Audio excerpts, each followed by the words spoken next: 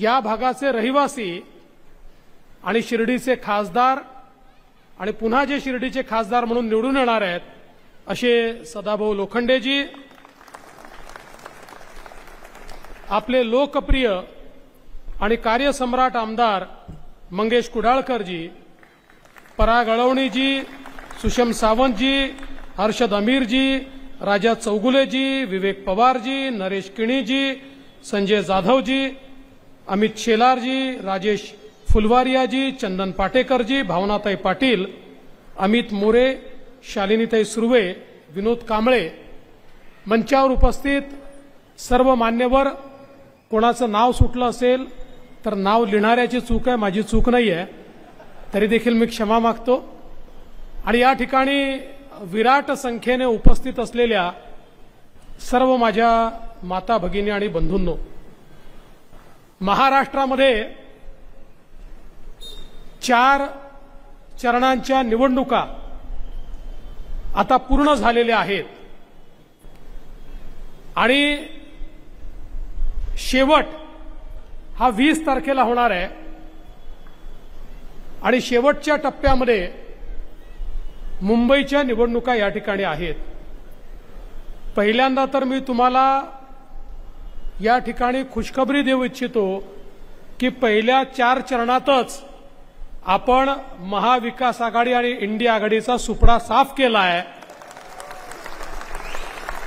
आणि अभूतपूर्व विजयाकडे आपली वाटचाल या ठिकाणी चाललेली आहे। आज मंगेशजींच्या नेतृत्वात या ठिकाणी ही आपली सभा आयोजित झाली आणि खऱ्या अर्थानं 2014 नंतर देशासोबत मुंबईमध्ये झालेला बदल हा देखील आपण सर्वांनी बघितलेला आहे। 2014 नंतर आपल्याला या मुंबईमध्ये काम करण्याची संधी मिळाली आणि त्यातून अनेक बदल आपण या ठिकाणी केले। विशेषतः सगळा म्हाडाचा एरिया आहे, या म्हाडाच्या 56 वसाहतीमध्ये मंगेशजींनी आपल्याला सांगितलं, त्यांचाही पाठपुरावा होता, आपण सेवा शुल्क माफ केला। 380 कोटी रुपयाचा भूर्दंड जो नागरिकांवर होता तो भूर्दंड या ठिकाणी संपवण्याचं काम आपण केलं।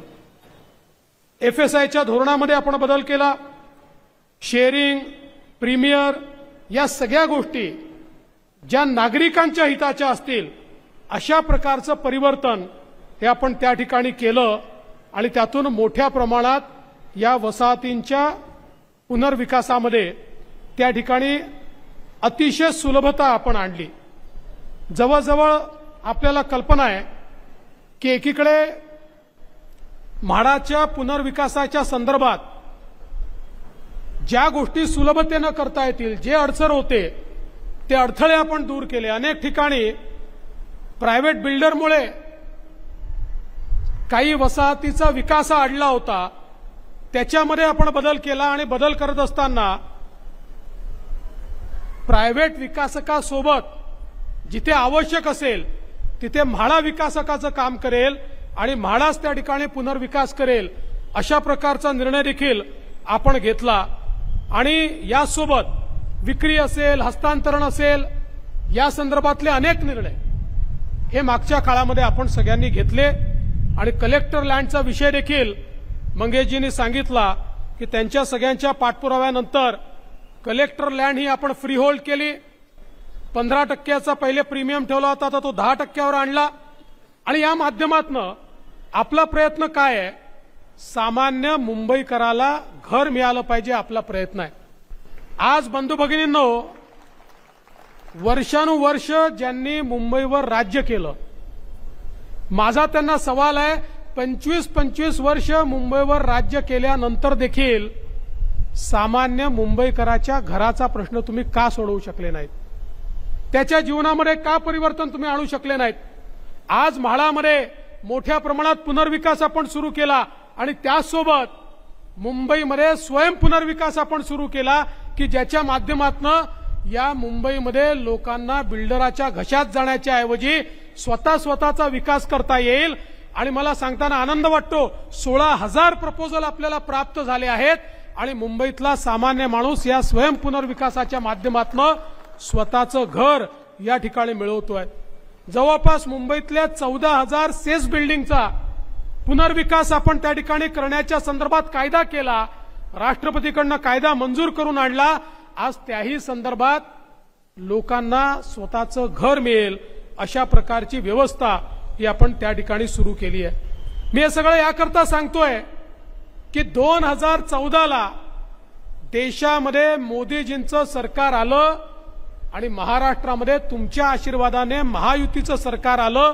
आधी मला आणि आता एकनाथराव शिंदेजींना या ठिकाणी आपण नेतृत्व करण्याची संधी दिली. जेव्हा सामान्यांचा विचार करणारे लोक सत्तेवर येतात तर कसे पटापट निर्णय होतात हे या मुंबईमध्ये आज आपण पाहतोय. एक बदलणारी मुंबई आपण पाहतोय. या मुंबईमध्ये 2014 नंतर मेट्रोचं नेटवर्क आपण उभं केलं. या मुंबईमध्ये मोदीजींच्या आशीर्वादानं कोस्टल रोड असेल, अटल सेतू असेल, यासारख्या अनेक योजना आपण या ठिकाणी केल्या. मुंबईमधलं सांडपाणी जे थेट समुद्रात जायचं, ज्याच्यावर प्रक्रिया होत नव्हती, त्या सांडपाण्यावर प्रक्रिया करण्याकरता आज मुंबईमध्ये 25,000 कोटी रुपयाच्या एसटीपीचं काम आपण सुरू केलं. या ठिकाणी मुंबईमध्ये सर्वसामान्यांच्या जीवनामध्ये कुठेतरी स्थिरता यावी या संदर्भात मोठ्या प्रमाणात कार्यक्रम या मुंबईमध्ये आपण केले. कारण मोदीजींचं सरकार आपल्या पाठीशी होतं आणि म्हणून हे परिवर्तन आज मुंबईमध्ये आपल्याला पाहायला मिळतंय. आणि म्हणून तुम्हाला हेच सांगायला आलोय, ही साधी निवडणूक नाहीये, ही गल्लीची निवडणूक नाहीये, ही दिल्लीची निवडणूक आहे. या निवडणुकीमध्ये आपल्याला देशाचा प्रधानमंत्री निवडायचा आहे, देशाचा पंतप्रधान निवडायचा आहे. आपण पाहू शकतो या निवडणुकीमध्ये महाभारतासारखी स्थिती आपल्याला पाहायला मिळते. एकीकडे आपल्याला पाहायला मिळत आहे पांडवाची सेना आहे, दुसरीकडे कौरवांची सेना आहे. पांडवांच्या सेनेसोबत देखील अनेक राजे आहेत, कौरवांच्या सेनेसोबत देखील अनेक राजे आहेत. बंधू भगिनींनो, आता 20 तारखेला आपल्याला फैसला करायचा आहे आणि हा फैसला शस्त्रास्त्रांनी करायचा नाहीये. हा जो फैसला आपल्याला या ठिकाणी करायचा आहे तो सगळा फैसला आपल्याला खऱ्या अर्थानं आपल्या मतांच्या माध्यमातून करायचा आहे. एकीकडे विकास पुरुष असलेले आपले लाडके नेते विश्वगौरव नरेंद्र मोदीजी आहेत आणि मोदीजींच्या सोबत बाळासाहेबांचा विचार सांगणारे आणि श्रद्धेय बाळासाहेबांच्या विचारावर चालणाऱ्या एकनाथराव शिंदेजींची शिवसेना आहे, अजित पवारांची एनसीपी आहे, राज ठाकरेंची मनसे आहे, आठवले साहेबांची रिपाई आहे, पिरिपा आहे, रयत क्रांती आहे, जनसुराज्य आहे, पांडवांची सेना सज्ज आहे. दुसरीकडे कोण आहे? दुसरीकडे राहुल गांधी आहेत. काय? मी नाही म्हटलं, तुम्ही म्हणताय. मी नाही म्हटलंय, तुम्ही म्हणताय. आणि त्यांच्यासोबत शरद पवार साहेब आहेत, उद्धव ठाकरे साहेब आहेत. 24 पक्षाची खिचडी त्यांनी मिळून तयार केली आहे. मी म्हटलं काय हरकत नाही, आमचं ठरलंय, आमचं सरकार येणार आहे, आमचे प्रधानमंत्री मोदीजी आहेत.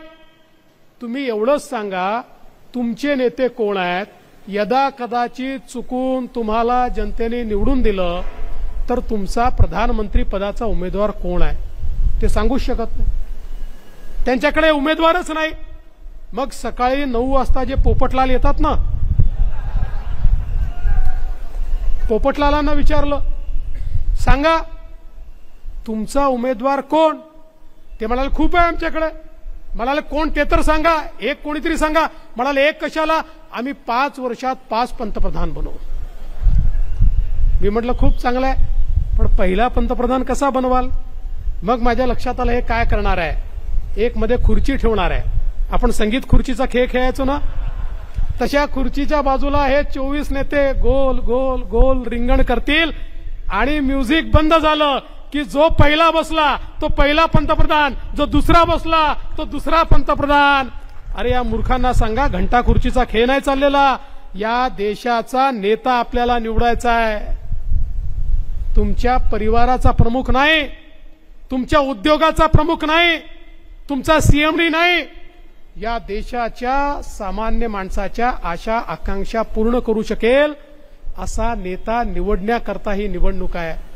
बंधू भगिनींनो, आज आपण पाहू शकतो या ठिकाणी मोदीजींच्या नेतृत्वात आपली विकासाची गाडी आहे, विकासाची मेट्रो आहे.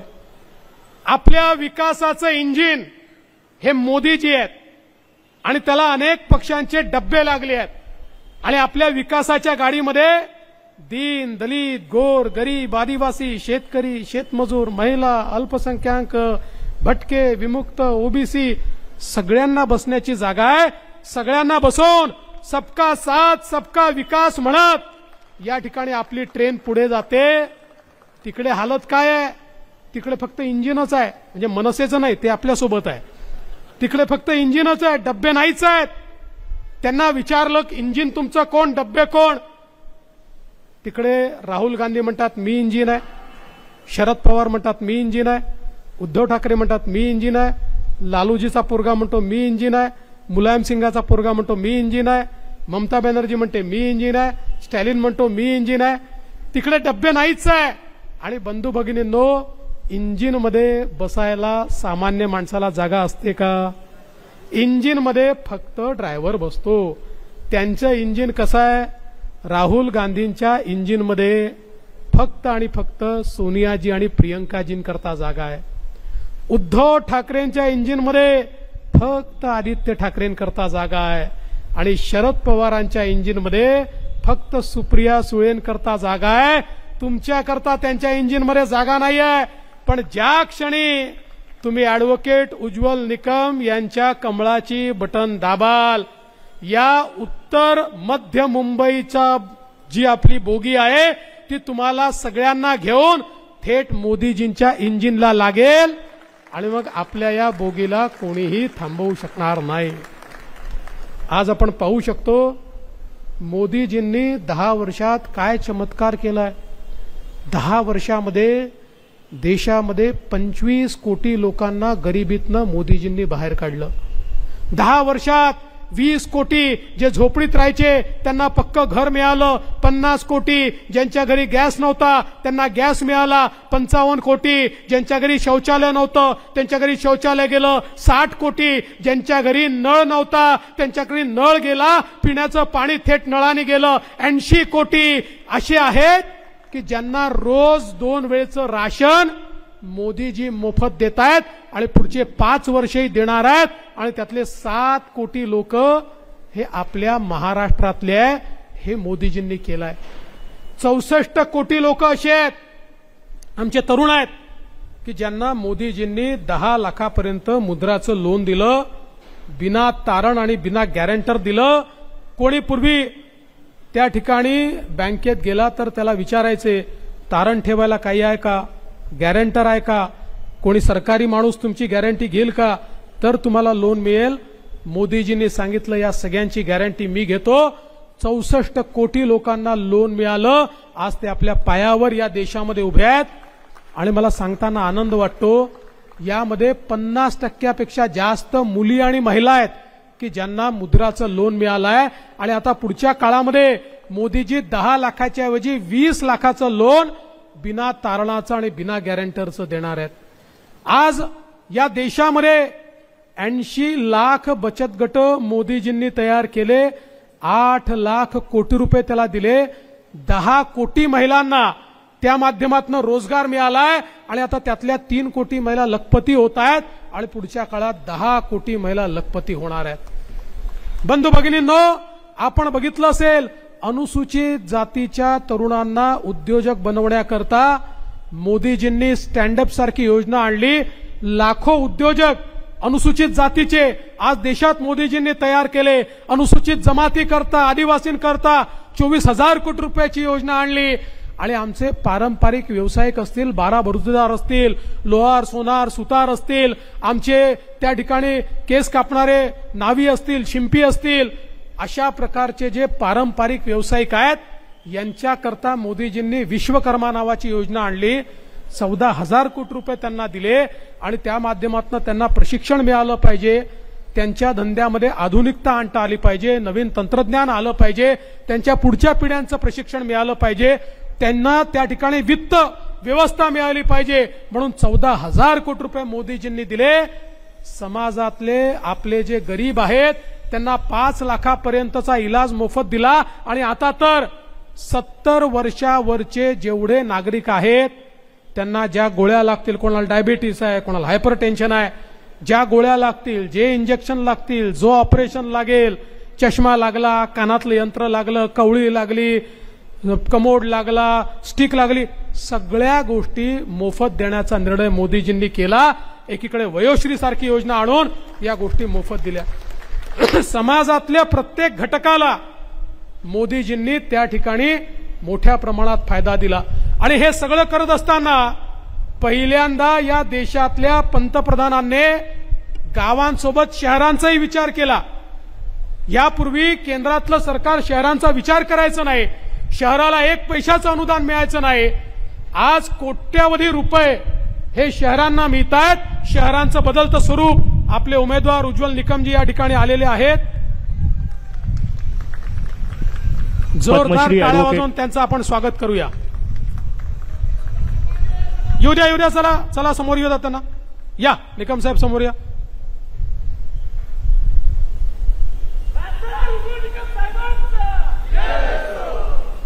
जोरदार टाळ्या वाजवून जनतेचे वकील असलेले उज्ज्वल निकम साहेब यांचा जोरदार स्वागत आपण सगळे करा. आणि म्हणून बंधू भगिनींनो, पहिल्यांदा केंद्रातल्या सरकारने शहरांचा विचार केला. शहरामध्ये सांडपाण्याची व्यवस्था, शहरामध्ये रस्त्यांची व्यवस्था, शहरामध्ये मेट्रो, शहरामध्ये इलेक्ट्रिक बसेस, शहरातलं ट्रान्सपोर्टेशन, घनकचऱ्याचं व्यवस्थापन, या प्रत्येक गोष्टीकरता केंद्र सरकारने मोठ्या प्रमाणात पैसा दिला. आज माझा सवाल आहे, मुंबईचा 14 ते 24 बदललेला चेहरा आपण बघितला, हा चेहरा पूर्वी का बदलू शकला नाही? काही लोकांना मुंबईची महानगरपालिका म्हणजे सोन्याचं अंड देणारी कोंबडी वाटत होती आणि म्हणून त्यांनी कधीच मुंबईचा विचार केला नाही. दरवर्षी तेच रस्ते बनवायचे, त्याच्यावरच डांबर टाकायचं, अशा प्रकारे हजारो कोटी रुपये या ठिकाणी वाया गेले. पण मुंबई नेहमीच खड्डेयुक्त राहिली. या ठिकाणी पावसाळा आला की मुंबईच्या खड्ड्यांवर आमचे माध्यम त्या ठिकाणी फिल्म बनवतात. हे वर्षानुवर्ष आपण पाहिलं. पहिल्यांदा आमचे एकनाथराव शिंदेजी आल्यानंतर या ठिकाणी महानगरपालिकेला आम्ही निर्णय घ्यायला लावला आणि सांगितलं, आता डांबरी रस्ते बनणार नाही, सगळे कॉन्क्रीटचे रस्ते बनतील. 50 वर्ष पुन्हा रस्ते बनवायचे नाही, रस्त्यावर एक खड्डा आम्ही पडू देणार नाही. अशा प्रकारचे रस्ते आज या ठिकाणी आपण केले. मी तुम्हाला आठवण करून देतो, आठवा तो कोविडचा काळ. ज्या कोविडच्या काळामध्ये आपल्या नातेवाईकांना देखील कोणी जवळ करत नव्हतं. प्रत्येकाच्या नजरेसमोर अंधार होता. माझं काय होईल, माझ्या परिवाराचं काय होईल. आपल्या आजूबाजूला लोक किड्या मुंग्यासारखे मरत होते. जगातले लोक म्हणायचे, आता भारताला कोणीही वाचवू शकत नाही. या भारतामध्ये 50-60 कोटी लोक तरी या ठिकाणी मरणार, त्यांना कोणीच वाचवू शकत नाही. जगाच्या पाठीवर केवळ 4 देशांनी कोविडची लस तयार केली. बंधू भगिनींनो, ते देश वाट पाहत होते, भारत आमच्याकडे येईल आणि भीक मागेल, आम्हाला तुम्ही लस द्या. पण आपल्या पंतप्रधानांना माहिती होतं, त्या देशांकडे जाऊन लस मागितली तरी ते सांगणार आहेत, हो तुम्हाला देतो, आधी आमच्या लोकांना लस लावतो आणि मग तुम्हाला लस देतो. आपल्या लोकांना वाचवायचं होतं. पंतप्रधान महोदयांनी देशातले वैज्ञानिक एकत्रित केले, देशातले फार्मासिस्ट एकत्रित केले.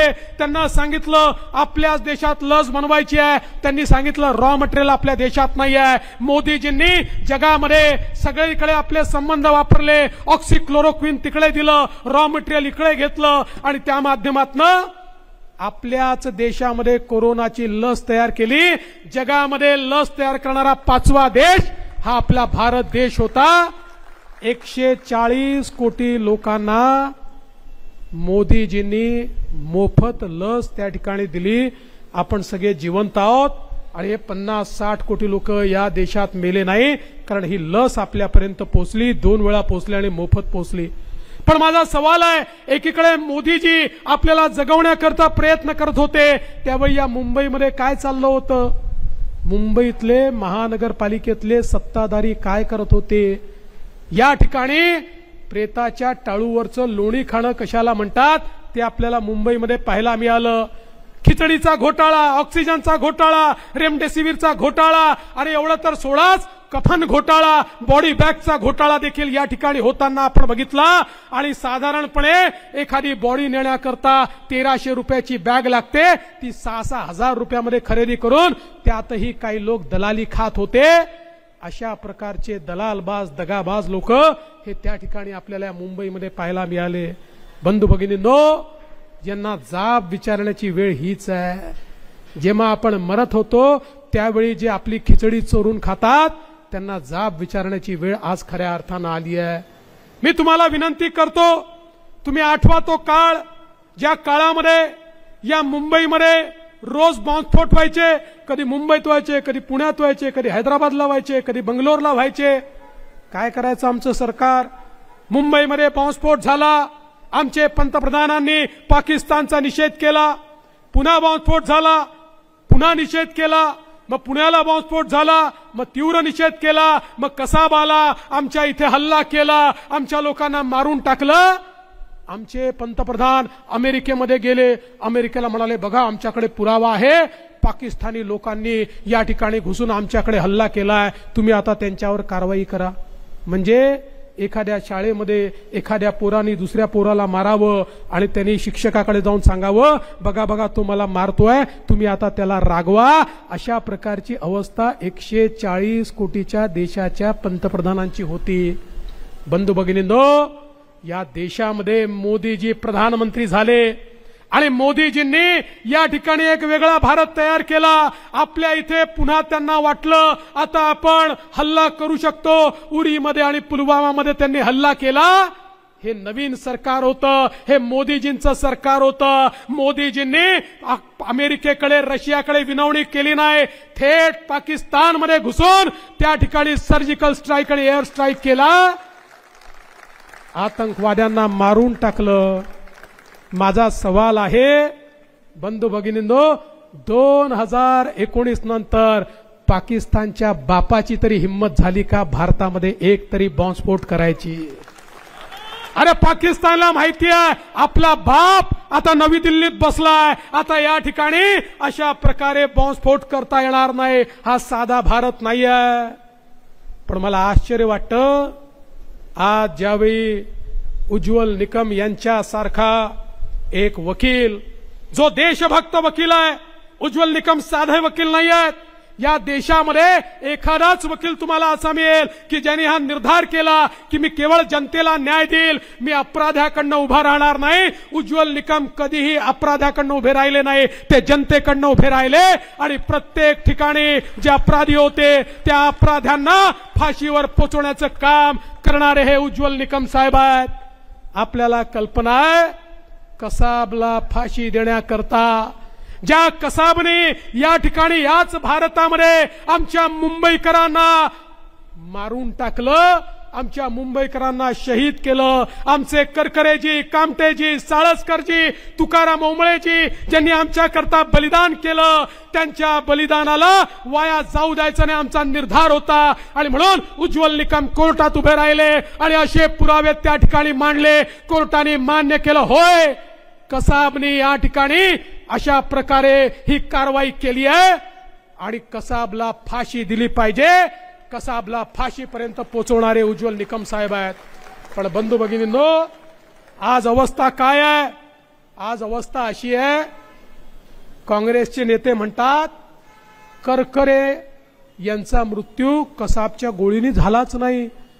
ते असं म्हणतात उज्ज्वल निकम साहेब कसाबला बदनाम करतात.